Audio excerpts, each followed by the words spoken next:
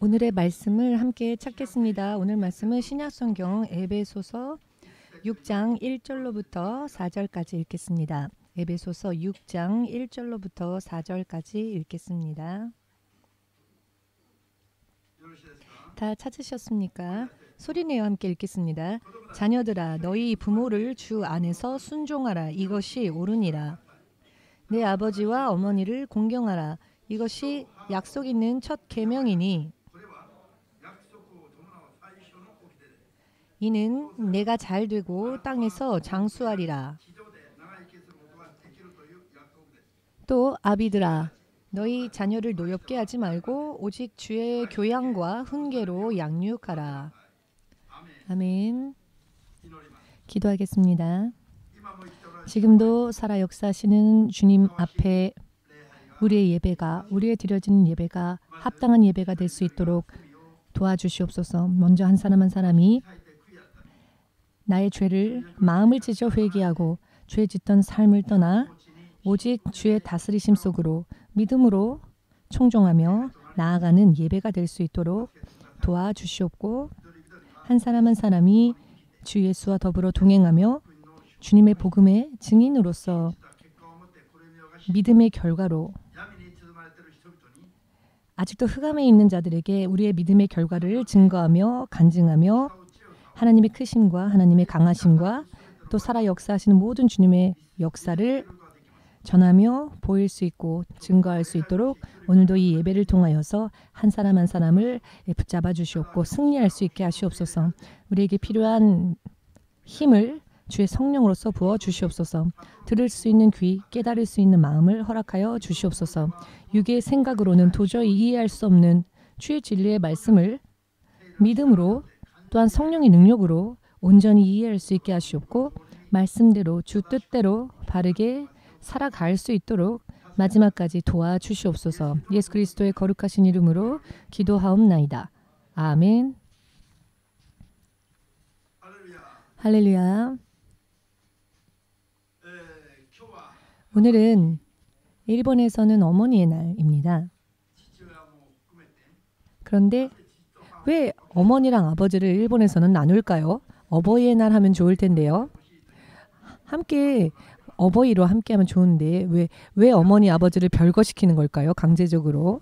자, 어버이의 날이라고 하면 참 좋겠는데, 왜냐하면은 부부는 둘이 하나 아닙니까? 하나님께서 그렇게 정하셨기 때문에 둘이 하나가 되는 것, 둘이 서로 도우며 둘이 서로 돕는 배필로서, 반려자로서 이 반과 반이 하나가 되는 것, 이것이 부부가 되고 또 이것이 결혼의 정의 아닙니까?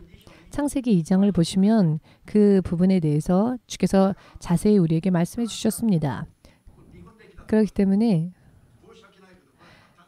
참 죄송스러운 말씀이지만 어머니와 아버지를 나누는 것보다는 성경적으로 어머니와 아버지를 함께 나누지 않고 하나로 어버이날 이렇게 하면 참 좋겠습니다.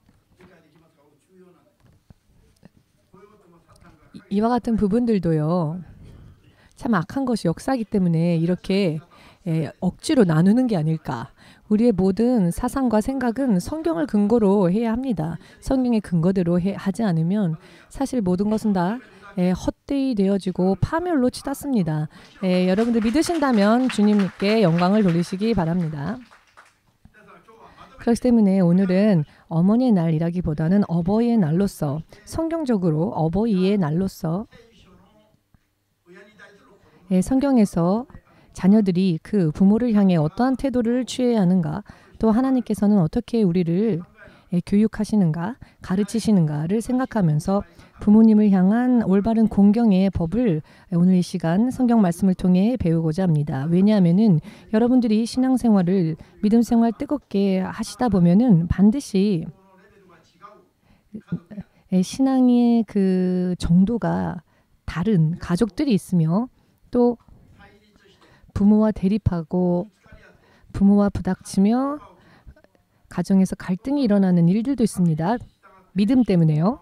그러다 보면 내가 믿음을 지키기 위해서 하나님을 따를 것이냐 혹은 부모를 따라가야 할 것이냐 이와 같은 갈등이 일어날 수 있습니다. 무엇을 어떻게 행해야 할지 알 수 없을 때 많은 질문을 참 목사님은 받는데요. 오늘의 설교 또 말씀을 통해 믿는 여러분들이 하나님의 자녀가 되신 여러분들이 앞으로 하나님 나라에 부르심 받을 때까지 어떠한 신앙의 기준을 가지고 부모를 공경하며 부모를 섬겨야 하는가 또한 부모는 자녀를 어떻게 대해야 하는가에 대하여서 확실하게 깨닫는 시간 되기를 원합니다. 자, 오늘은 어버이날이니 먼저 부모에 대한 이야기를 하겠습니다. 어버이라고 하는 존재는 자녀에게 있어서 우주와 같은 존재이지요. 나면서부터 만일 아이에게 부모가 없다고 한번 생각해 보십시오. 나면서부터 부모가 없다고 생각한다면 세상엔 나기는 났으나 부모가 없습니다. 해가 저물어도 부모의 집으로 갈 수도 없고 식사를 준비해주는 부모도 없으며 나를 돌보아주고 양육해주는 부모가 없다면 얼마나 슬픈 상황입니까? 부모가 있고 또 당연히 부모로부터의 은혜도 있고 또 감사할 일들도 있는데요. 우리가 이와 같은 은혜와 감사를 가지고 살아왔죠. 그러나 부모가 없는 아이 같은 경우에는 부모의 존재에 대해서도 그 감사에 대해서도 알 수 없겠죠. 부모가 없는 아이에게 있어서 부모의 존재가 없다고 하는 것은 굉장히 큰 영향을 끼칩니다.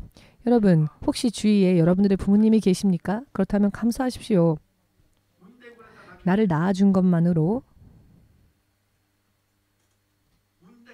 나를 낳아주고 그리고 내팽개친 것이 아니라 나를 낳아주고 지금까지 나를 돌보아준 것은 참 감사해야 할 일입니다. 인정하고 싶지 않은 듯한 얼굴을 하고 계시는 분도 계시는데요. 물론 개인적으로 개인이 나면서부터 부모님에게 학대를 받고 자라난 그런 아이도 있고요. 여러 많은 가정과 여러 많은 환경이 있을 것입니다. 그런데 이 땅에서 환경적으로 여러 많은 일들이 일어났을 터이지만 기본적으로 낳아주고 키워준 부모라는 존재는 사실 그 자녀에게 있어서 만일 아픈 일이 있다 할지라도 힘든 일이 있다 할지라도 나를 낳아주고 한 끼라도 먹여주고 길러준 그런 부모가 있다면 이것은 사실 감사함을 잊으면 안 됩니다. 만일 전혀 나면서부터 아무런 부모의 도움을 받지 못한 아이를 생각해 보십시오. 얼마나 절망적이겠습니까? 부모는 사실 존재하는 것만으로도 아이에게 있어서는 커다란 영향을 끼칩니다. 부모가 잘난 부모이건 못난 부모이건 부모가 존재해 주는 것만으로 아기는 그 부모에게 그 허리에서 나왔기 때문에 자신의 이력, 자신의 원점이지요. 그렇기 때문에 부모가 내게 존재해 주는 것만으로도 사실 인간적으로 감사해야 하는 그와 같은 것은 양심적으로 있어야 합니다. 자, 만일 이 옆에 내 부모가 계시지 않다 할지라도 우리 한번 고백해 볼까요? 나를 낳아주시고 나를 때로는 괴롭혔지만 그래도 나를 키워준 부모님 감사합니다.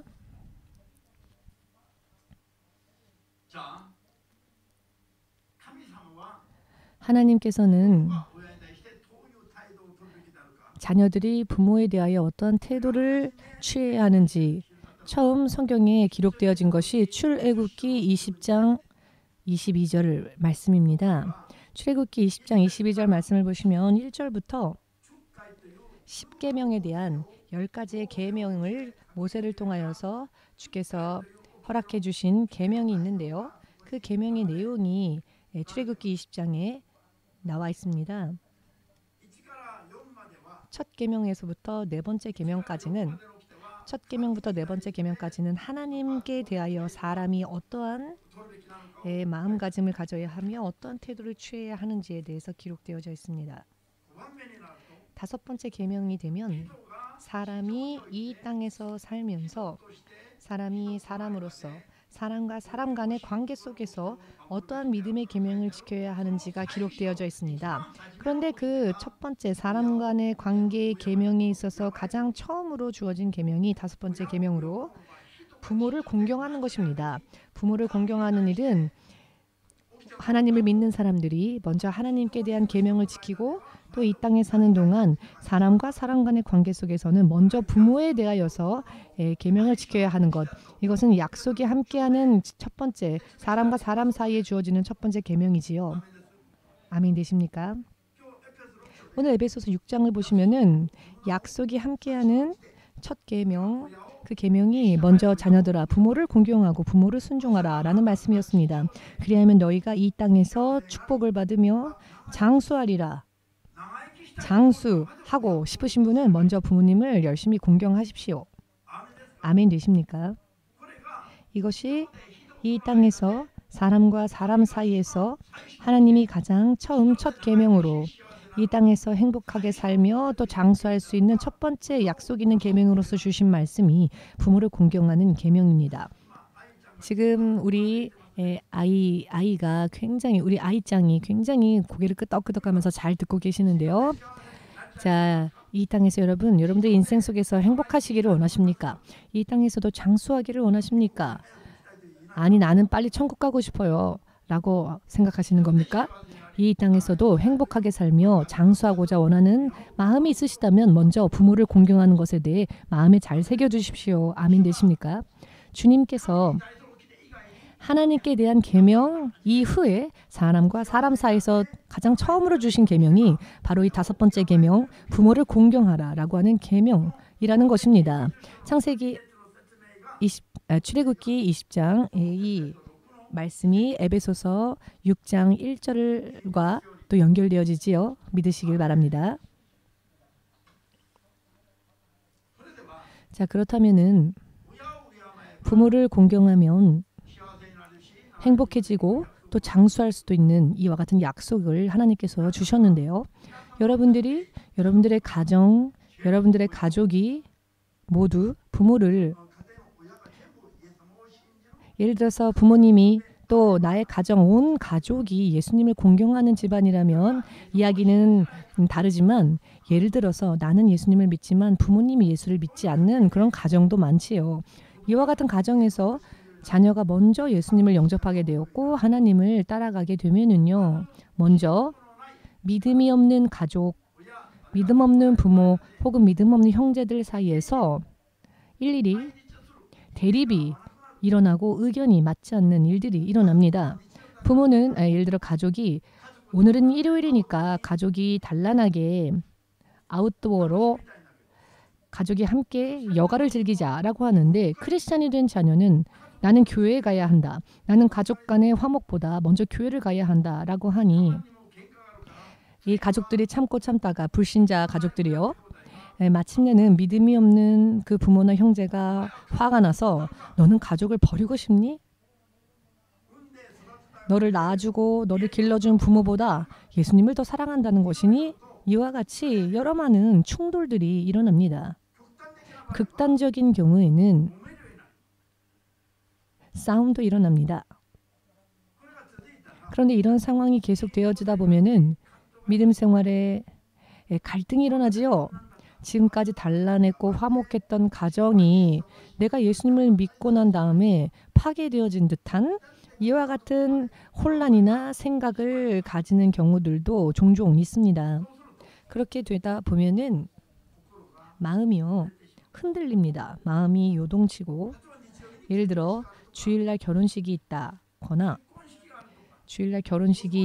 혹은 장례식이 있다거나 이와 같은 일들이 일어나면 또 단순한 여가를 즐기는 것과는 문제가 틀려지지요.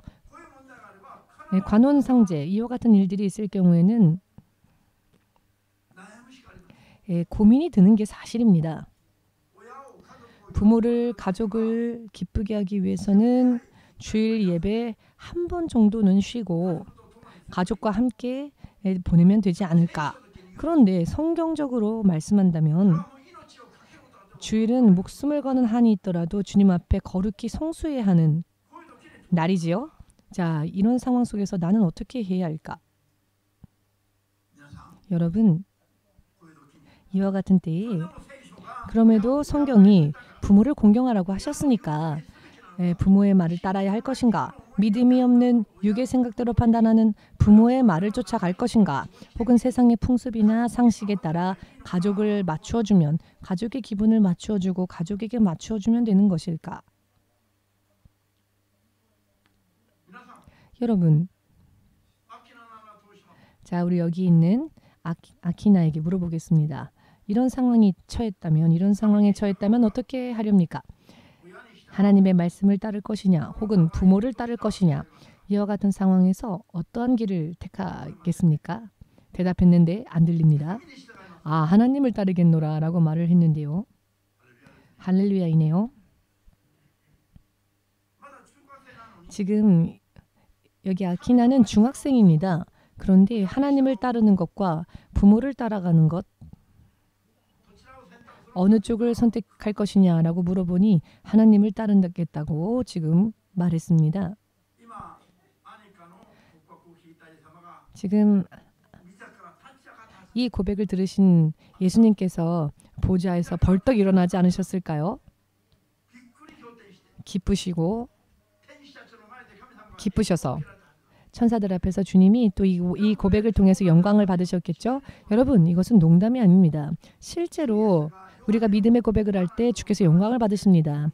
요한복음 7장 7절을 통해 예수께서 말씀하시길 세상이 예수를 미워하는 이유가 있다 하셨는데요. 세상이 예수를 미워하는 이유는 그것은 예수께서 세상에 오셔서 세상의 삶의 방식, 세상 사람들이 하는 행위가 악하다라고 말씀하셨기 때문에 세상이 예수님을 미워한다 하셨습니다. 세상이 예수님을 미워하는 이유가 여기에 있습니다. 예수께서 친히 그렇게 말씀하셨죠. 우리가 이 세상에서 한번 태어난 그 상태로 죽으면 우리는 심판의 대상이 됩니다. 히브리서 9장 28절의 말씀이 그러하지요. 아멘 되십니까? 한번 태어나면 이 세상에서 그 태어난 상태로 세상의 풍습대로 살다가 죽으면 반드시 사후에 심판이 있습니다. 그러나 하나님을 믿고 예수님을 영접한다는 것은 무엇을 뜻합니까? 내가 이 세상에 한번 태어나서 그 상태로 죽음을 맞이하는 것이 아니라 한번 태어났지만 한번 태어난 것만으로는 사람이 사람의 자녀가 되기 위해 태어난 것이 아니라 사람은 하나님의 자녀가 되기 위해 태어나는 것이기 때문에, 그렇기 때문에 다시 한번 예수로 인해 거듭나지 않으면 안 된다는 것이죠. 다시 한번 예수님으로 인해 거듭나지 않으면 안 되기 때문에 한번 태어난 가족과 또 다시 한번 하나님의 자녀로 거듭나려 하는 크리스천이 된 사람들의 사이에서는 의견의 충돌이 항상 일어나고 또 일어나는 게 이상하지 않은 것입니다. 왜냐하면 서로가 각자 판단하는 기준이 틀리기 때문이며 달려가는 방향이 틀리기 때문입니다. 믿지 않는 가족과 믿는 나, 가족이 일치를 이루지 못하고 가족이 일치를 이룰 수 없습니다. 만일 믿지 않는 가족과 믿는 내가 항상 단란하고 화목하다면 그것은 사실 조금 이상한 일입니다. 왜냐하면 입장이 달라지고 신분이 달라지며 판단하는 기준도 하나님의 진리의 말씀 위에 서서 생각하기 때문에 세상의 기준과 세상의 평가와 달라질 수밖에 없습니다. 그러니 양자 사이에는 의견이 갈라질 수밖에 없으며, 그렇기 때문에 믿지 않는 가족이 말하는 대로 따라간다고 하는 것은 결과적으로는 믿음을 굽히고 타협을 하는 결과가 됩니다. 자, 이와 같은 경우에 성경은 부모를 공경하라라고 하시는데, 크리스찬이 되어서 신앙생활을 하다 보니 부모와 의견이 충돌하는 일들이 있고, 자, 그럼 이럴 때는 어떻게 해야 합니까? 여러분, 성경의 모든 약속은요, 믿지 않는 자들을 향한 약속이 아닌 믿는 하나님의 사람들을 향한 약속입니다. 하나님을 믿을 때에는 이와 같이 믿으라 라고 하시는 말씀입니다. 모든 것이 하나님 안에 연합되어진 사람들을 향한 약속입니다. 즉 하나님 안에서, 주 예수 안에서 예수께 연합되어진 상태에서 무엇을 어떻게 해야 하는지를 명령하시는 말씀이 바로 이 성경의 계명들입니다. 아멘 되십니까? 그렇기 때문에 만일 부모님이 예수님을 믿는다면, 예수님을 믿는 부모라면은 그 부모님이 말씀대로 아이들을 가르칠 때에, 말씀대로 아이들을 양육할 때 아이들은 그 부모를 공경하고 섬겨야 한다라는 이야기인 것입니다. 주 안에서 공경하라라는 것입니다. 예를 들어 믿지 않는 불신자인 부모가 지옥으로 향해 달려가면서 나를 쫓아와라, 나를 쫓아와라 라고 한다면 주 안에 연합되어지지 않은 부모의 말을 따라 공경하라는 이야기가 아니라는 것입니다. 이 부분에 대해서 여러분 철저한 이해가 필요합니다. 아멘 되십니까? 그렇기 때문에 믿지 않는 부모님 그리고 믿는 자녀가 의견이 충돌할 때 어떻게 해야 하느냐? 부모와 원수가 되는 것 같은 그런 대립이 일어나는 일들이 있다 할지라도, 학대받는 일이 있다 할지라도, 핍박받는 일이 있다 할지라도, 눈물을 흘리지 않을 수가 없다 할지라도 먼저 믿음을 지키고 나야 한다는 것입니다. 믿지 않는 부모를 쫓아가면은 결국 둘 다 쓰러지기 때문입니다. 그렇기 때문에 예수께서 마태복음 10장 36절을 통해 말씀하시길 가족이 원수가 된다라는 말씀을 하셨죠. 어찌하여 예수께서는 가족이 원수가 된다라고 말씀하셨을까요? 예수를 믿고 따라가고자 하는 자녀와 예수를 믿지 않는 부모가 혹은 가족이 있을 경우에는 그 방향이 당연히 갈라지기 때문에 서로 대립이 일어나기 때문에 원수와 같다라는 표현을 사용하신 것입니다. 만일 죽을 때까지 그 부모님이 예수님을 믿지 않는다면 예수님을 믿는 여러분들은 천국에 가지만 끝까지 예수님을 믿지 않은 부모들은 우리와 함께 천국에 가지 못합니다. 다른 곳으로 갑니다. 믿지 않는 부모가 육신의 정력대로 살던 부모가 그대로 죽으면 사후의 심판을 받게 됩니다. 그러나 사후의 심판을 받게 될 부모를 쫓아 너희들도 공경하라 라는 의미가 아니라는 겁니다. 예수님의 뜻대로 사는 부모, 그 부모를 예수 안에서 그 부모를 공경하라 라는 뜻입니다. 모든 것이 주 안에서 연합되어진 상황에서의 말씀입니다. 주 안에서 연합되어진 상황 속에서의 계명이다. 여러분 이해되십니까? 아멘 되십니까? 자, 그렇다면은 믿지 않는 부모를 그럼 무시하란 말씀인가요? 버리라는 말씀인가요? 그렇게 잘라내라는 이야기가 아닌지요. 믿지 않는 부모님과는 갈등이 일어난다 할지라도 울면서라도 그 부모님이 먼저 구원받을 수 있도록 중보 기도하면서 내 믿음을 지켜 나아가는 것, 그리하면 언젠가는 반드시 나의 중보 기도를 통해 내 믿지 않는 부모가 변화될 것입니다. 그리고 함께 하나님 나라를 상속받을 수 있게 될 것입니다. 그때까지는 부모에게 핍박과 박해를 받는 일이 있다 할지라도 혹은 방해받고 회방을 받는 일이 있다 할지라도 믿음에 있어서는 타협해서는 안 된다는 것입니다. 왜냐하면 믿음을 타협하는 게 부모를 공경하는 게 아닙니다. 예수님을 믿지 않는 부모를 중보 기도하면서 나는 먼저 주님 안에 연합되어지고 그리고 주 안에 연합되어진 상태에서 부모를 구원으로 인도할 수 있도록 기도하고 인도하는 것이 정말 진정한 의미에서의 부모님을 공경하는 일이 됩니다. 제가 예수님을 믿기 전에는 저희 형제가 6명 있는데요. 이 6명 형제 중에 가족들 중에서 제일 사랑받은 사람이 저였습니다. 남자 형제는 저와 형만 있었고요. 형님 한 분 계셨고요. 사촌 집에 가면은 형제가 5명이나 있고 정월 같은 경우 혹은 명절이 되면은 형제들이 사촌까지 다 모이면은 이 5명 형제가 있는 그 친척 집은요 굉장히 시끌벅적합니다. 그런데 저희 집 같은 경우에는 남자 형제가 형님과 저밖에 없고 나머지는 여자 형제이니까, 그런데 언제나 저희 형님도 말씀하시길 제 이름을 말하면서 우리 집은 원석이만 있으면 10명 필요 없다. 원석이 하나만 있으면 충분하다. 라고 말을 해줬습니다. 저희 부모님도 그렇게 말씀해 주셨고 저희 형님도 그렇게 말씀해 주셨습니다. 저 하나만 있어도 우리 집은 충분하다라고 할 정도로 저는 우리 가족에게 사랑받고 자란 사람이었습니다. 그런데 제가 일본으로 오게 되고 일본에서 예수님을 만나게 되고 예수님을 영접하고 그리고 지금까지 살아왔던 모든 저의 길을 버리고 제 나라까지도 뒤돌아보지 않고 일본으로 오니 우리 가족이 울면서 돌아와라 돌아와라, 처음에는 그렇게 울면서 애원을 했습니다. 너가 한국으로 돌아오기만 한다면 우리 가족 모두가 너가 개척하는 교회에 다 다녀줄 테니까 일단 한국으로 돌아와라 라고 말했습니다. 처음에는 목회자의 길을 걷는 것을 굉장히 반대하셨는데요. 제가 이것을 절대로 들어주지 않을 것 같으니까 나중에는 애원을 하면서 한국에 돌아오기만 하면 네가 목회자가 되건 상관없다. 네가 목회자가 되어서 목회하는 그곳으로 우리가 다 가주겠다. 집도 사주겠다. 이렇게 유혹을 하는 겁니다.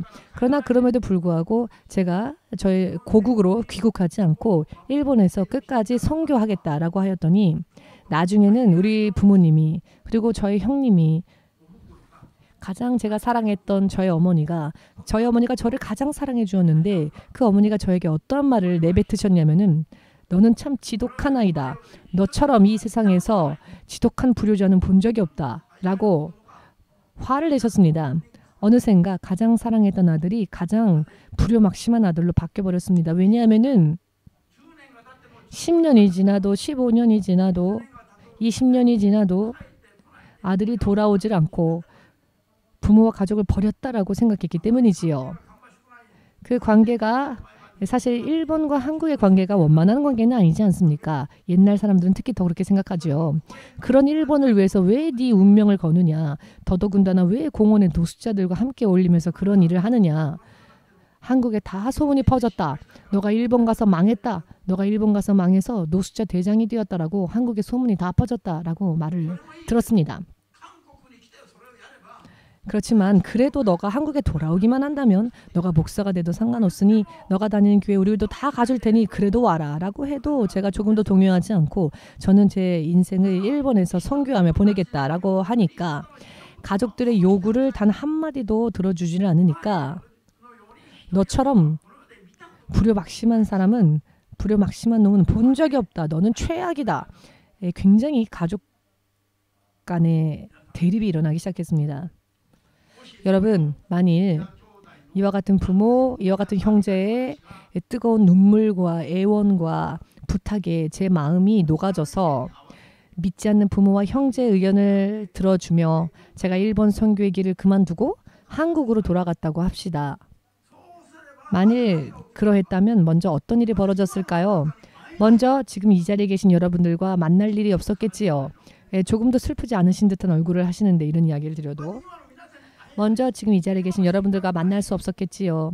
그리고 교회도 없었을 것이며 교회 연합도 없었을 것이며 신학교도 없었을 것이며 아무것도 없었을 것이며 우리 이 자리에 있는 내내 자매가 홋카이도에서 동경까지 올라올 일도 없었을 것이며 그게 좋았습니까? 정말로 1년, 2년이 아니라 10년, 20년이 아니라 20년 이상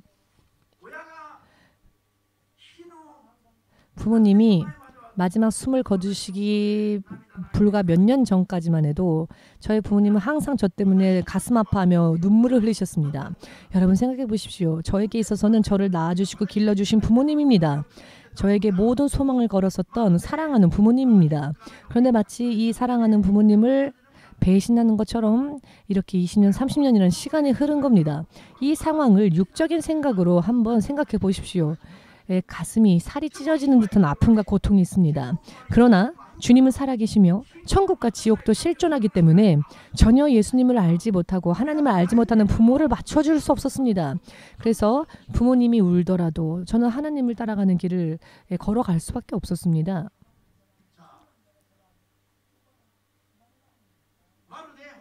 마치 정말로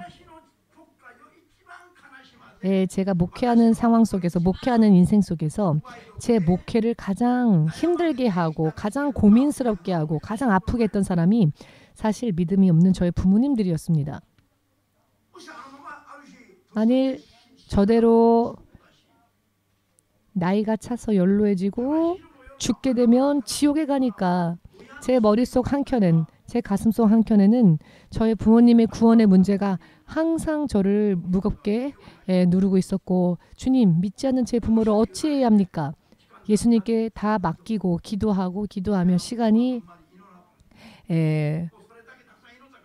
흘렀습니다. 제가 정말 너무나 많은 기도를 부모님의 구원을 위해서 했기 때문에 나중에는 주님께 의탁을 했습니다. 제가 주의 뜻대로 제 주님의 길을 먼저 걸어갔으니 주께서 저의 부모님을 책임져 주시겠지요. 이와 같은 생각에 계속 저의 마음도 그냥 주님께 의탁하게 되었습니다. 그리하였더니 저희 부모님이 80세를 넘기시고 저희 어머니가 드디어 저를 통해 예수님을 영접하셨습니다. 병상에서 어머니가 쓰러지셔서 병원에서 입원하는 생활을 2년을 보내셨는데요. 제가 한국에 가서 아침 새벽 4시까지 기도하고 2-3시간 자고 일어났을 때 주님께서 저에게 말씀하시길 서류에 결제하는 사인을 하는 꿈을 꾸게 하시는데, 자, 이 서류를 결제했으니 천사야 빨리 서둘러라 라고 하는 꿈을 꿨습니다. 그 꿈을 꾸고 깬 후에 병원으로 달려가서 저희 어머니에게 예수님을 믿어야 한다라고 말하였더니 저희 어머니가 말씀하시길 나도 알고 있어 라고 하시는 겁니다.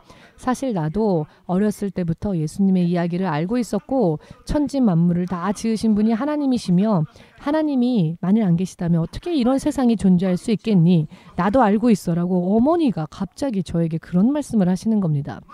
그렇게 맹렬히 반대하셨던 분이 저의 그 말을 기다렸다는 듯이 하나님을 인정하는 발언을 하시는 겁니다. 저는 순간 제 귀를 의심했습니다. 아니 그러면 예수님이 구세주라는 걸 믿느냐라고 물었더니 당연하지 않니? 라고 하시는 겁니다. 사실 예수님이 구세주라는 것을 듣고 있었고 알고 있었다. 하지만 내 마음이 완악했을 뿐이다 라고. 그런데 제 기도가 쌓이고 쌓여서 어느 날 꿈에 서류에 결제를 하시고 천사에게 일하라고 하는 그런 꿈을 꾸고 난 다음에 다시 한번 예수님을 어머니에게 전하였더니 어머니가 바로 예수님을 영접하시는 놀라운 일이 벌어졌습니다. 그리고 어머니가 결국 하늘로 부르심을 입으셨는데요.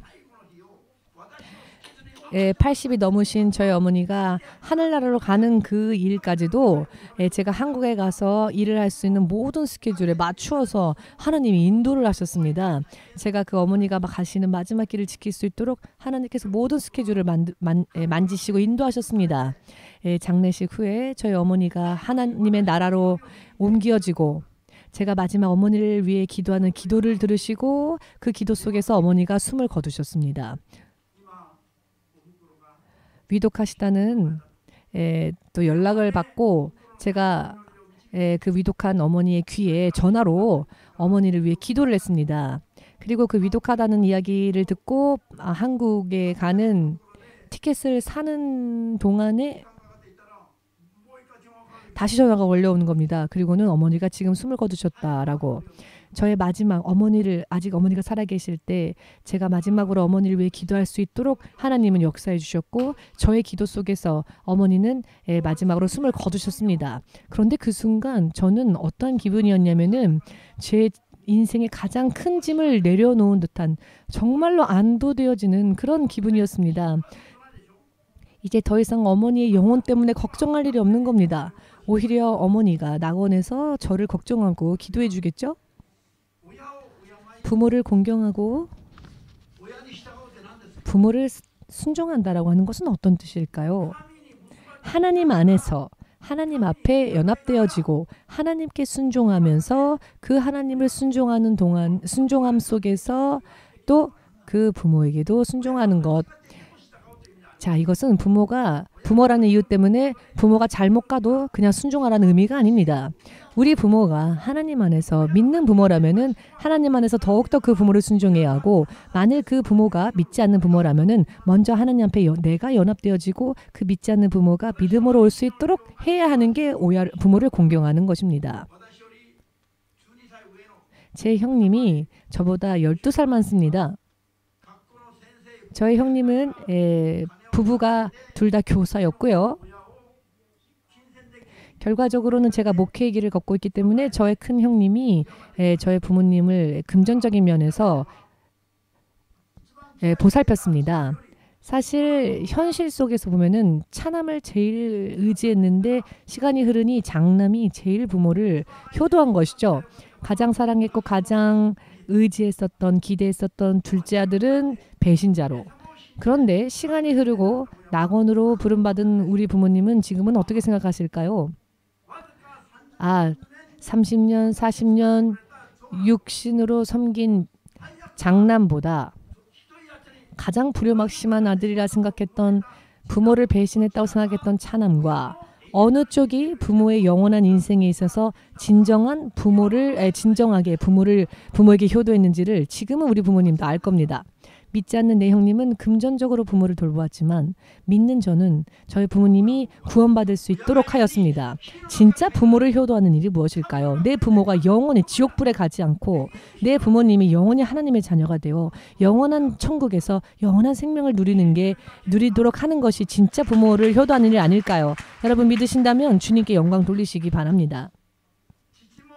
저희 아버지도 저희 어머니도 결국 그렇게 미워하시던 저를 통해 예수님을 영접하였고 마지막으로는 주님을 영접한 믿음 안에서 숨을 거두셨습니다. 제가 걸어봤던 실제적인 길이기도 합니다. 제가 하나님 안에 연합되어져서 성경적으로 제가 했던 부모를 향한 효도, 이것이야말로 하나님께서 인정하시고 저의 부모님도 영원히 기뻐하는, 또 영원히 너야말로 정말 나에게 가장 최고의 효도를 한 아들이구나 라고 인정해 줄 겁니다. 지금 낙원에 있는 우리 부모님은 말입니다. 자, 그게 어떤 효도였느냐? 믿지 않는 부모님을 믿음 안으로 인도한 것. 하나님 안에서 먼저 우선적으로 하나님을 따라가면서 믿음이 없는 내 부모를 잠시 잠깐의 대립은 있을지라도 결과적으로 기도하며 전도하며 구원으로 부모를 인도한 것이 진짜 부모를 효도한 것이다. 진짜 부모를 공경하고 진짜 부모에게 효도한 것이다. 라는 점. 이 땅에 살면서 믿음이 없는 부모와 대립이 일어날 때 여러분 고민하지 마십시오.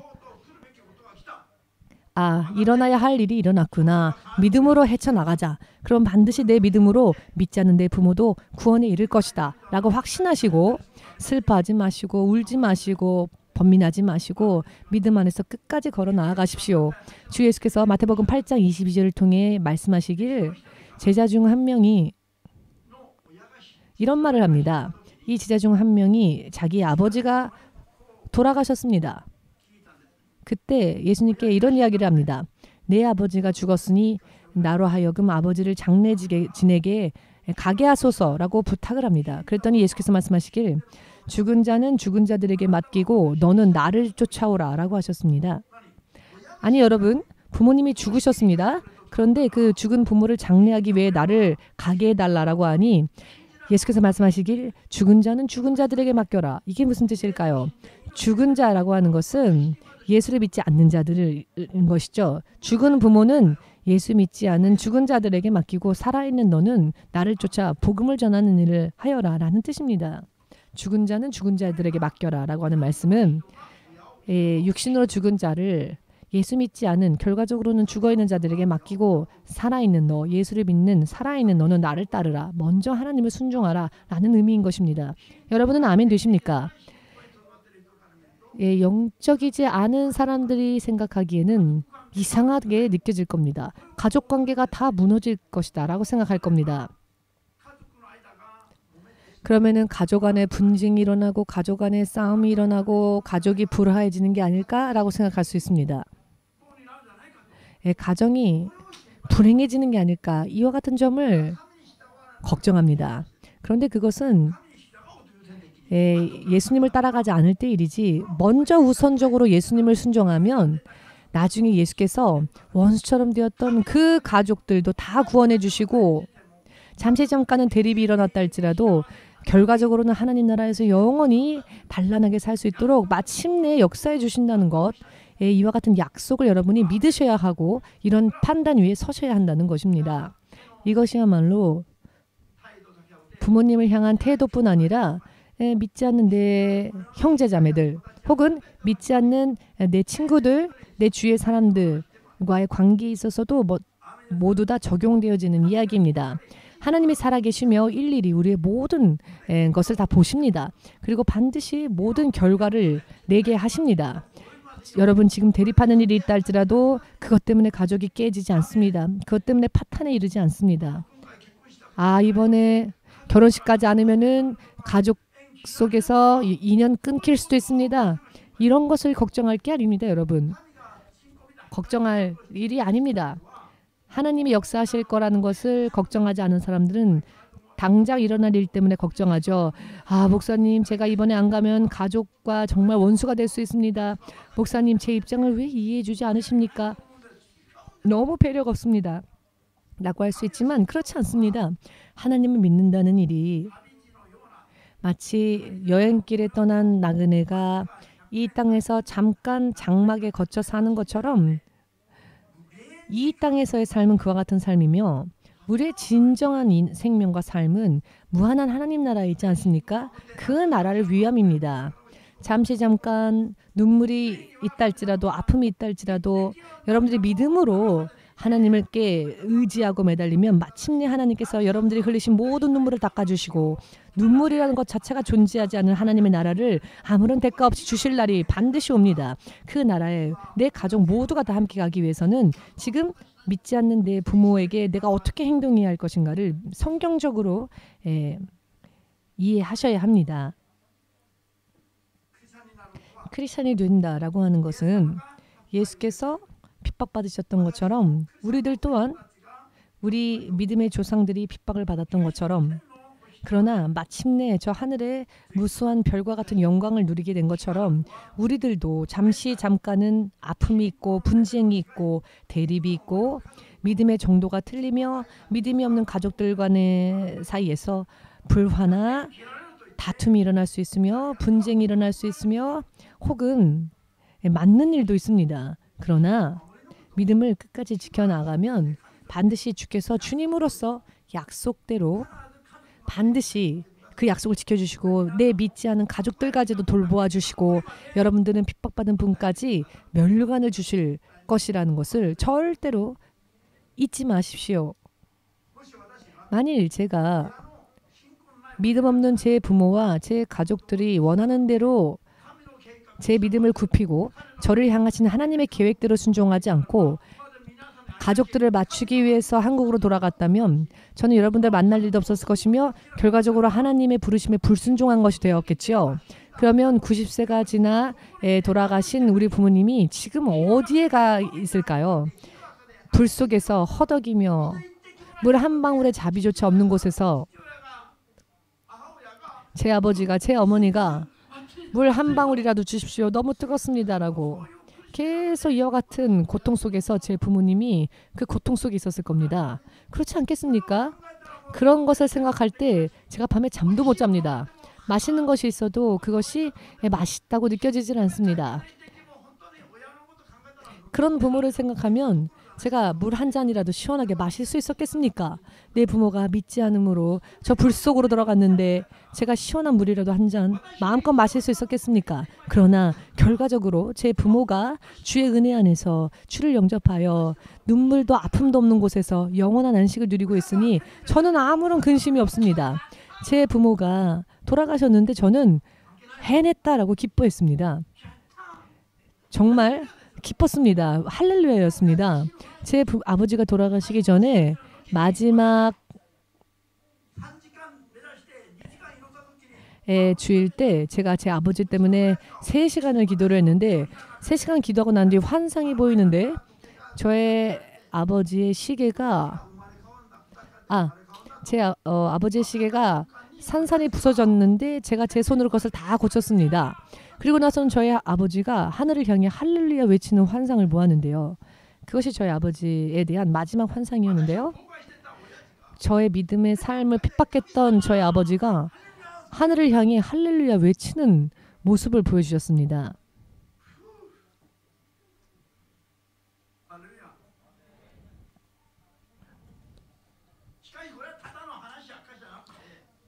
그리고 결과적으로 그 후에 제 아버지가 예수님을 영접하셨는데요. 실제적으로 10년, 20년 그 믿음을 지키기 위해서 부모와 가족 간에서는 많은 대립과 아픔이 있었지만 결과적으로 하나님께 순종하며 나아갔더니 마지막으로 하나님은 그렇게 완악하고 강팍했던 제 부모를 당신의 자녀 삼아 주셨습니다.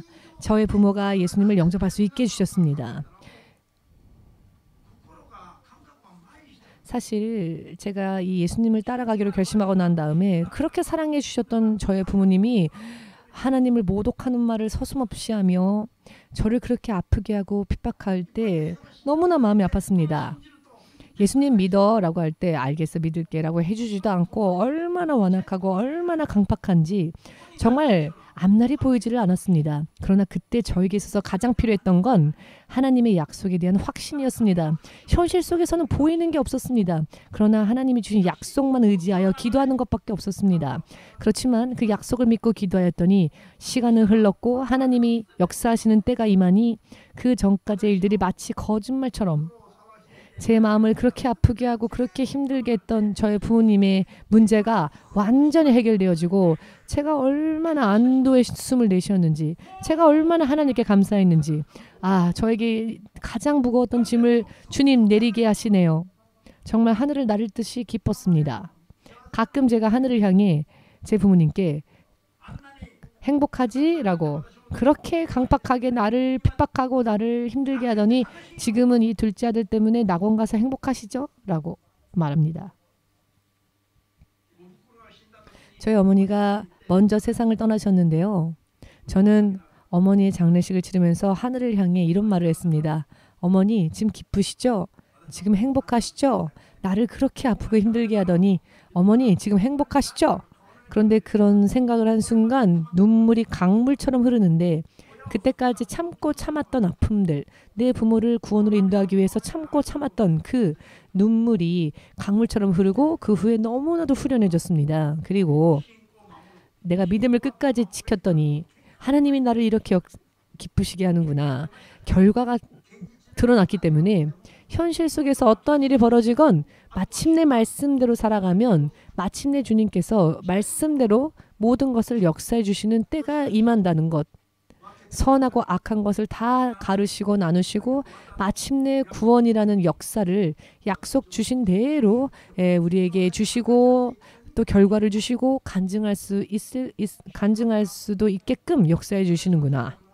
제가 대학교 때 저희 은사님이 계신데 제 은사가 저에게 말하기를 저의 은사에게는 대학 교수가 된 제자들이 많습니다. 대학의 대학장이 된 제자들도 많습니다. 2만행, 3만행도 아끼지 않고 그 은사를 위해 한 끼의 식사를 대접할 수 있을 만한 그와 같은 재력을 가진 제자들이 얼마든지 많습니다. 제 은사가 얼마든지 전화만 걸면 비싼 식사를 아낌없이 대접할 수 있을 만한 제자들이 많이 있는 은사님이셨는데요. 그 은사가 저에게 말하기를 나를 천국으로 인도해준 목사가 된 너가 나에게 있어서 최고의 제자다라고 저의 은사가 그렇게 저에게 말씀을 해주셨습니다. 더더군다나 몇 번이나 그런 말씀을 해주셨습니다. 저의 은사가. 저의 부모에게도 저의 은사에게도 그리고 여러 많은 사람들에게도 가장 좋은 일을 하는 것, 가장 그 상대방을 사랑하는 일은 그들을 하나님께로 인도하는 것, 그들이 하나님께로 인도하여 구원받을 수 있도록 예수님을 전하는 것, 그것이었습니다. 어떠한 일이 있건 먼저 내 자신이 하나님 앞에 온전히 연합되어지고 그리고 주님의 판단대로 주님의 기준대로 놔둬서서 그 이후에 내 이웃과 내 가족을 돌봐야 한다는 것입니다. 아멘 되십니까? 절대로 우리는 지금 정말 힘이 들 때는 나 홀로 있는 것처럼 고독하시죠? 그러나 시간이 흐르고 결과가 나오면 그때도 주께서 나와 함께 하셨구나. 그리고 모든 결과를 책임져 주시는 분이 하나님이시구나. 라는 것을 알 수 있게 됩니다. 자, 어버이날을 맞이하여 진실로 앞으로 내가 어떻게 내 부모를 공경할 것인가. 먼저 내가 믿음 안에 서서 하나님 안에 연합되어져 그 믿음 안에서 부모를 공경하는 것. 오늘 에베소서 6장 4절에서도 나와 있지만 또 부모들도요. 이 세상의 유괴 부모들은 자기의 유괴 기준대로 자녀를 양육하지요. 자기가 이루지 못했던 소망과 꿈을 자기 자녀에게 투영시키고 그 자녀를 통해 이루려고 하는 경우들이 있습니다. 예를 들어 내가 정치가로 성공하고 싶었는데 성공하지 못했을 경우에는 자기 자녀를 정치가로 키우려고 하고 자기가 이루지 못했던 소망과 꿈을 자녀가 대신 이룰 수 있도록 자식에게 그렇게 바라는 부분들이 있는데요. 즉 부모가 자기 뜻대로 자기 소망대로 자기 의지대로 아이를 양육하려고 하죠. 그렇기 때문에 아이와의 사이에서 대립이 일어나거나 화목되어지지 못하는 부분들이 있습니다. 이렇게 자기의 욕망을 자녀를 통해 풀려고 하는 부모들이 있는데요. 이렇게 자녀를 키우게 되면 자녀를 노엽게 하는 일이 됩니다. 그게 에베소서 6장 4절입니다. 예를 들어 가훈, 우리 집에 가풍은 이러니까, 예를 들어 다나카의 집에 가훈은 이러니까 너는 이렇게 따르라 라든지, 내가 부모니까 너는 당연히 부모의 뜻대로 따르라 라고 하든지, 육에서 이렇게 하는 것은 자녀를 좋게 양육하는 것이 아니라 자녀를 결과적으로는 학대하는 일입니다. 여러분 지금 에베소서 6장 4절을 통해 읽으셨지요? 그렇기 때문에 부모는 또 어떻게 자녀를 양육해야 하느냐? 내가 주 안에 연합되어져서 주의 말씀대로 주께서 그 아이들을 깨닫게 해주시도록 아이들을 믿음 안에서 키워야 하며 말씀대로 키워야 한다는 것입니다. 그래야면 그 아이들의 장래를 주께서 책임져 주실 것입니다. 아멘 되십니까? 부모가 이와 같은 부모가 되면 당연히 그 아이들도 그 부모님을 순종하며 그 부모님을 존경하게 됩니다. 주 안에서 아이를 양육하면 말입니다. 아멘 되십니까? 부모도 자녀도, 자녀가 부모를 공경하는 것도, 또 부모가 자녀를 사랑하는 것도 주 안에서 연합되어지고 주 안에서 먼저 주의 기준대로 행하면 인생이 올바르게 설 수 있으며 진정한 행복이 주어지며 이 세상에 사는 동안에도 축복을 누리게 됩니다. 믿고자 원하시는 분들은 주님께 영광을 마음껏 돌리시고 우리 이 시간 다 함께 예수여 삼창으로 기도하는 시간 가지겠습니다.